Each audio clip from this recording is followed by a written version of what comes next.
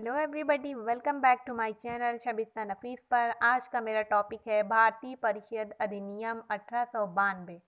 1861 का मैंने अधिनियम ये बना चुका है, आप उसे भी देख लीजिएगा। तो मेरा टॉपिक आज का, चलिए मैं अपनी टॉपिक की तरफ चलती हूँ। अगर जो लोग मेरे चैनल को सब्सक्राइब कर चुके हैं और जो लोग नहीं किए हैं वो प्लीज़ मेरे चैनल को सब्सक्राइब कर दें। और जो अगर वीडियो अच्छी लगे तो लाइक करें और कमेंट करके ज़रूर बताएं कि आपको वीडियो कैसी लगी है। तो चलिए, आज का मेरा टॉपिक है भारतीय परिषद अधिनियम 1892। देखिए, इससे पहले आए अधिनियम से भारतीयों को कुछ हद तक सार्वजनिक सेवा, अर्थव्यवस्था आदि क्षेत्र में प्रवेश मिल गया। ठीक है, जो मिलने लगा था, जिसके फलस्वरूप अन्य भारतीयों में भी राष्ट्रीयता और राजनीतिक चेतना का विकास प्रारंभ होने लगा। 1885 के गठन के बाद जो केंद्रीय और प्रांतीय सरकार में भारतीयों की उपस्थिति की मांग और तेजी से बढ़ने लगी थी, क्योंकि और अतः इन्हीं परिस्थितियों को ध्यान में रखते हुए ब्रिटिश सरकार ने भारत परिषद अधिनियम 1892 को पारित किया गया। इसीलिए पारित कर दिए थे।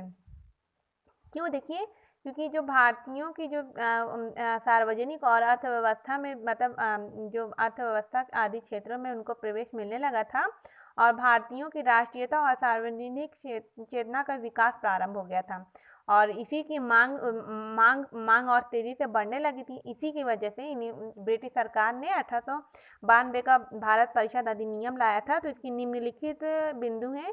देखिए, इस अधिनियम के द्वारा केंद्रीय तथा प्रांतीय की विधान परिषद के सदस्यों की संख्या बढ़ाई गई, लेकिन सरकारी बहुमत सुरक्षित रखा गया। देखिए, जो संख्या तो बढ़ा दी गई थी, लेकिन सरकारी बहुमत जो था उसको सुरक्षित ही रखा गया था। देखिए, केंद्रीय विधान परिषद के अतिरिक्त सदस्य 10 से 16 हो गई थी। जो मतलब जो जो विधान परिषद की संख्या थी वो 10 न्यूनतम 10 थी और अधिकतम 16 थी, जिसमें 10 सदस्य गैर सरकारी होंगे और यही प्रावधान प्रांतों पे भी लागू किया गया था। देखिए, 1792 में है ये। जब 1761 का अधिनियम था उसमें विधान केंद्रीय परिषद जो यहाँ पे दिया है ना, 10 से 16 हो गई थी। तो ये 10 से 16 उस वक्त क्या नाम है, 6 से 12 थी। अब यही 1892 ईस्वी में 10 से 16 हो गई है और फिर यही 1919 में विधान परिषद की जो संख्या थी वो 16 से 60 कर दी गई थी। इसीलिए कह रहे हैं कि आप सीरियल वाइज पूरा पढ़ लीजिएगा, तब आपको पूरा कॉन्सेप्ट क्लियर हो जाएगा। तो इसमें 10 से 16 थी और 1919 में जब अधिनियम आएगा उसमें 16 से 60 हो गई थी। किसकी? केंद्रीय विधान परिषद की जो सदस्य की संख्या थी। तो देखिए, इसमें 10 से 16 कर दी गई थी, जिसमें 10 कौन थे? गैर सरकारी थे और यही प्रावधान प्रांतों में भी लागू किया गया था। तो गैर सरकारी सदस्यों के अधिकारों की वृद्धि की गई। जैसे जो गैर सरकारी जो 10 आए थे, कैसे? बजट पर बहस करने का अधिकार दिया गया था, प्रश्न पूछने का अधिकार दिया गया था, लेकिन मत देने का अधिकार और पूरक प्रश्न का अधिकार नहीं दिया गया था। देखिए, तो मत देने का अधिकार नहीं दिया गया था और पूरक प्रश्न का अधिकार नहीं दिया गया था। पूरक प्रश्न से ये मुराद है कि मान लीजिए अभी आपने कोई भी टॉपिक्स पूछ दिया कि ये पानी इसमें क्यों रखा है, या फिर कोई भी ऐसे सिर्फ फॉर एग्जांपल, तो उन्होंने ये जवाब दे दिया कि पानी बॉटल में रखा है सेफ्टी के लिए। तो फिर आप उस पर सवाल नहीं पूछ सकते कि मेरे पास तो ये नहीं कह सकते कि मेरे पास इससे भी अच्छी सेफ्टी है पानी रखने के लिए। ये सवाल जैसे आप नहीं पूछ सकते हैं, पूरक प्रश्न नहीं पूछे, यानी सवाल के ऊपर सवाल आप नहीं पूछ सकते हैं। तो यही था कि उनके पास ये अधिकार नहीं थे कि आप वो पूरक प्रश्न पूछ सकें। तो चलिए आगे चलते हैं। 1892 के अधिनियम द्वारा अधिकांश रूप से सदस्यीय प्रणाली का प्रारंभ हुआ। 1892 अधिनियम का देखिए, अधिकांश रूप से सदस्यीय प्रणाली का प्रारंभ हुआ। तो इस अधिनियम द्वारा परोक्ष निर्वाचन प्रारंभ हुआ। जैसे समझ लीजिए, जो गैर सरकारी सदस्य थे उनका निर्वाचन सिफारिश करना था। इनको देखिए 2 भागों में विभाजित किया गया, एक वायसराय और प्रांतीय।